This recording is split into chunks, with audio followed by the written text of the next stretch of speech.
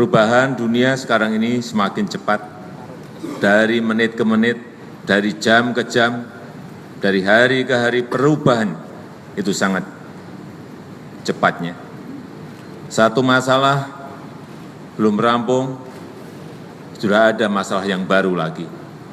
Inilah politik global yang sekarang ini terjadi. Perlambatan ekonomi global juga belum selesai. Penurunan pertumbuhan ekonomi dunia juga terus-menerus terjadi. Situasi ekonomi dunia belum pulih. Sudah ada perubahan baru lagi seperti kebijakan Amerika Serikat yang mungkin saja berubah setelah nanti Presiden Donald Trump yang terpilih kemarin dilantik. Karena itu kita harus bergerak cepat mengantisipasi segala perubahan yang ada di dunia ini. Kita harus selalu siap mengantisipasi setiap perubahan. Terlambat sedikit saja kita mengantisipasi itu, kita akan digulung oleh sejarah. Dalam negeri sendiri, tantangan kita masih banyak. Kemiskinan yang masih ada, kesenjangan ekonomi antar wilayah dan antar kaya dan miskin, pengangguran juga masih ada di negara kita, meskipun Gini rasio kesenjangan kita sudah turun sedikit, tetapi tetap masih pada posisi yang kuning menuju ke merah.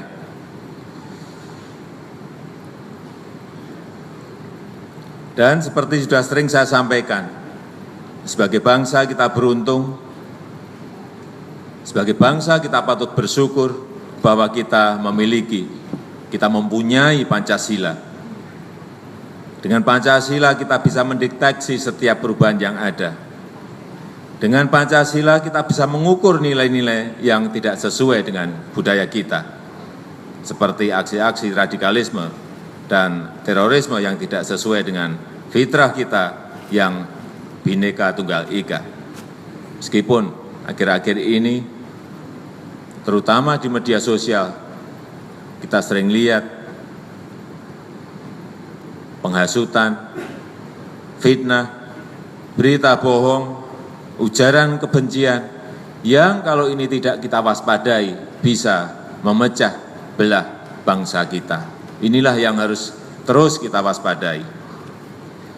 Hadirin sekalian yang saya hormati, sebagai partai politik yang rohnya adalah keadilan dan pembangunan, saya berharap PKB Indonesia dapat menjadi panduan, dapat menjadi penyalur aspirasi rakyat untuk memperkecil kesenjangan antar wilayah, kesenjangan antara kaya dan miskin. Perlu saya tekankan bahwa sejak awal pemerintah terus menjalankan kebijakan-kebijakan ekonomi yang berjiwa Pancasila, yaitu kebijakan ekonomi yang bernafaskan gotong royong, kebijakan yang bertujuan menghantarkan keadilan sosial bagi seluruh rakyat Indonesia. Ini akan terus-menerus kita lakukan. Seperti BBM satu harga, ini adalah salah satu yang sudah 1,5 tahun yang lalu kita perjuangkan, tetapi baru bisa terlaksana 3 bulan yang lalu.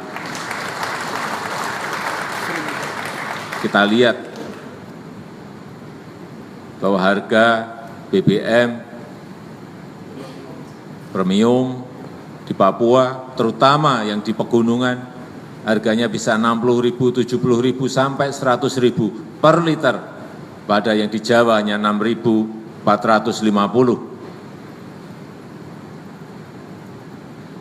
Sudah berpuluh tahun itu terjadi dan alhamdulillah kemarin bisa kita samakan satu harga menjadi 6.450.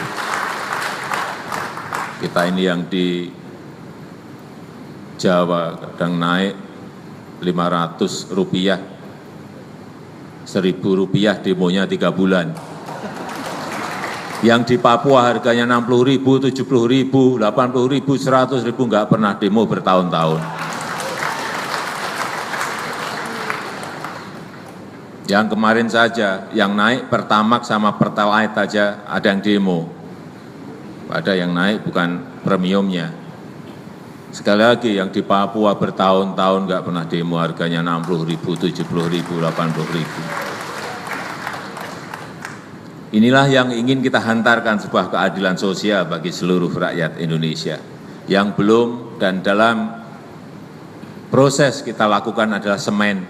Semen juga sama. Di Jawa 70.000, 80.000. Di Puncak, di Lanijaya, di Wamena, harganya 800.000 sampai 2,5 juta. Ini yang belum bisa kita selesaikan. Tapi insya Allah ini juga akan terus kita perjuangkan.